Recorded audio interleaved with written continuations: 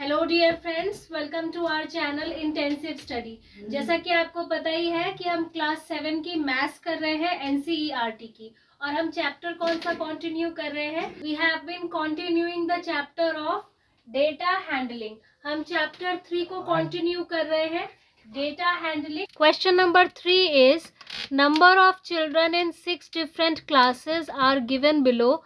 Represent the data on a bar graph. Class number of children: class 5th 135, 6th 120, 7th 95, 8th 100, 9th 90 and 10th 80। हमें इस question number 3 में bar graph draw करना है, ठीक है। और बार ग्राफ ड्रॉ करके हमें इस डेटा को रिप्रेजेंट करना है। बार ग्राफ क्या होता है? बार ग्राफ एक सिस्टमैटिक रिप्रेजेंटेशन होता है किसी भी डेटा का, ठीक है, जिसमें हम इक्वल लेंथ लेकर, इक्वल डिफरेंसेस लेके, स्केल लेके हम डेटा को ड्रॉ करते हैं, रिप्रेजेंट करते हैं बहुत ही इफेक्टिव वे में। ये ग्राफ पेपर है जिस पर हम बार ग्राफ ड्रॉ करेंगे, ठीक है। सबसे पहले आपको ये देखना है कि आपका जो डेटा है वो कितना बड़ा है। तो यहाँ पर मैं देख सकती हूँ कि यहाँ पर 135 है, सबसे बड़ी डिजिट। इस तरीके से दिखाऊंगी तो ज़्यादा सही रहेगा, मैं अपने ग्राफ को ज़्यादा ऊंचा बना सकती हूँ। चलिए अब बनाना शुरू करते हैं। ये जो एक मोटी सी लाइन है, हल्की सी मोटी है, बाकी सारी लाइन से डार्क है, मैं इस लाइन से ले रही हूँ।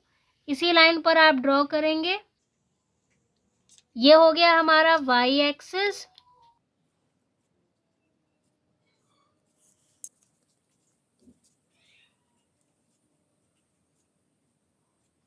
ये हो गई हमारी हॉरिजॉन्टल लाइन।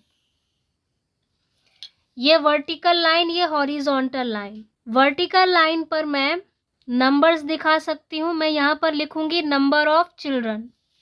मैं यहाँ लिख लेती हूँ number of children. Number of children vertical line पर दिखाएंगे, और हॉरिजॉन्टल लाइन पर क्या दिखाएंगे?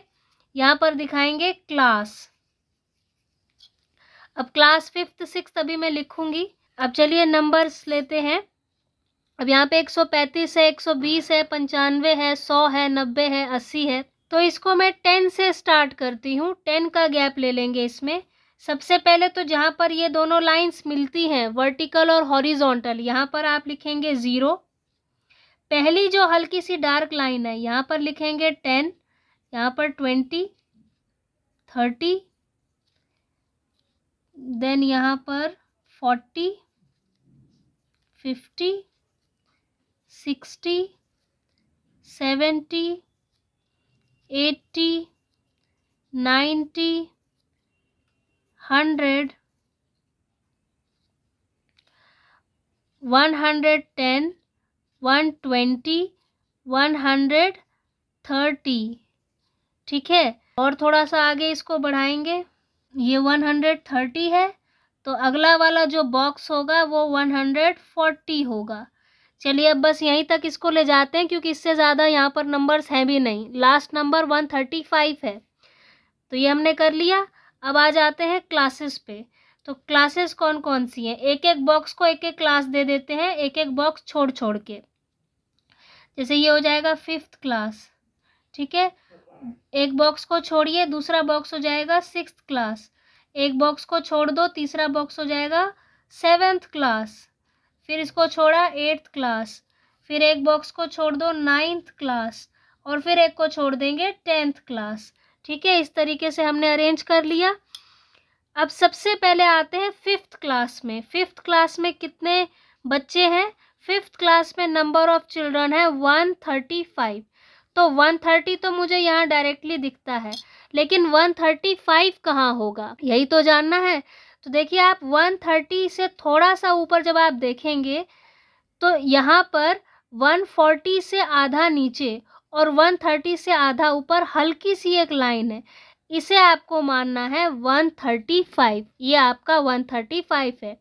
इसी तरीके से हर नंबर के बीचों बीच में, हर दो नंबर के बीच बीच में एक हल्की सी लाइन है, आप उसको आधा मानेंगे। तो इस वजह से मैं ये जो क्लास 5th का कॉलम है इसको यहाँ से करूँगी, और बस अब यहाँ पर लाइन खींच दिया। अब इस लाइन को नीचे कंटिन्यू कर लीजिए, पूरा एक ग्राफ बना दीजिए इस तरीके से।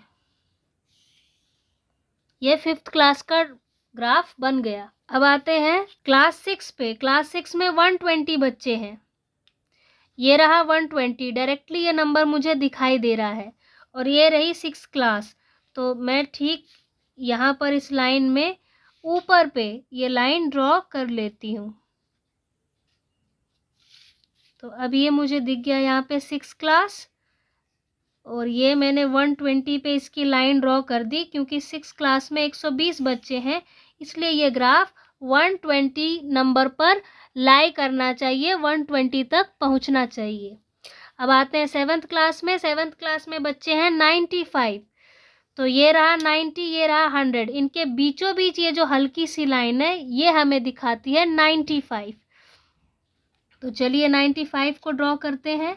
90 से आधा ऊपर, यानी यहाँ पर ये जो हल्की सी मोटी लाइन है।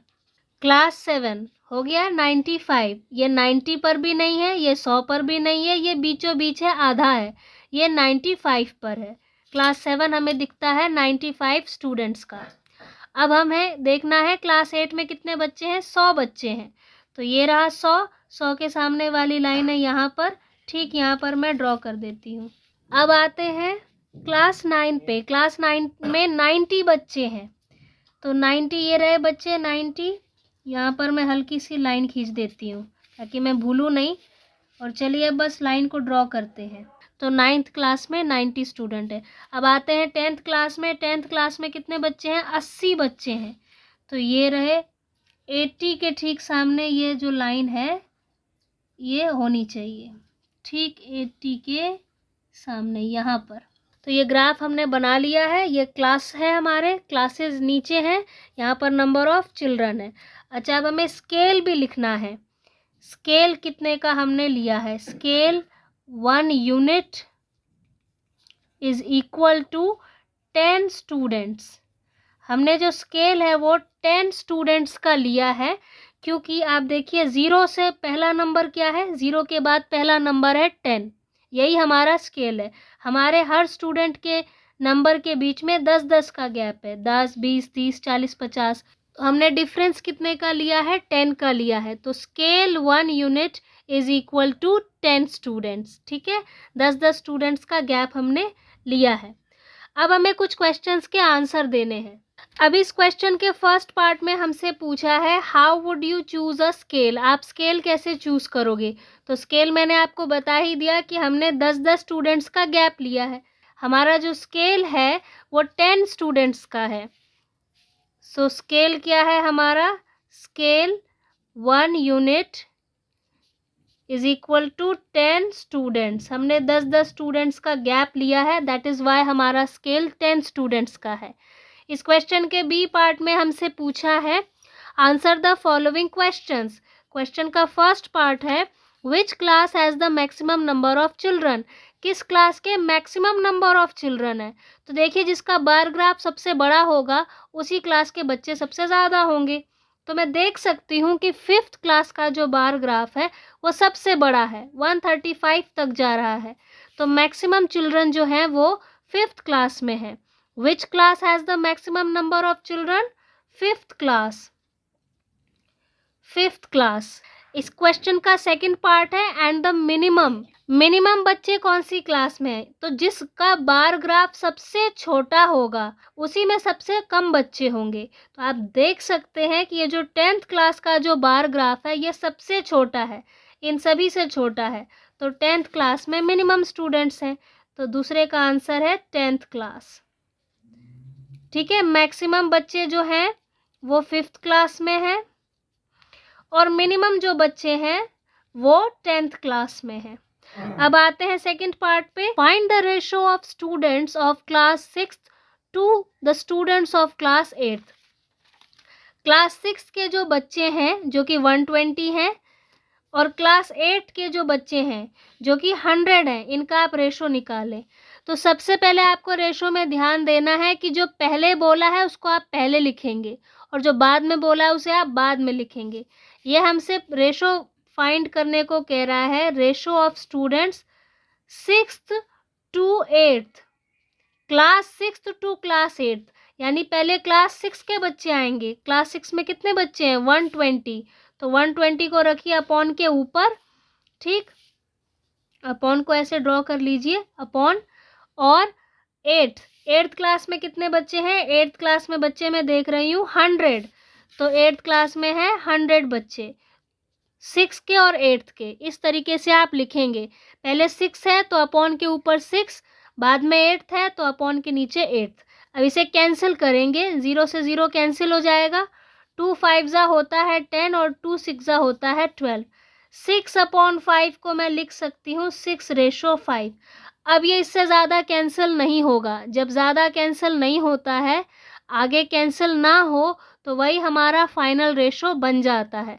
क्लास 6 से क्लास 8 तक के स्टूडेंट्स का रेशो है 6:5। Thank you very much for watching this video.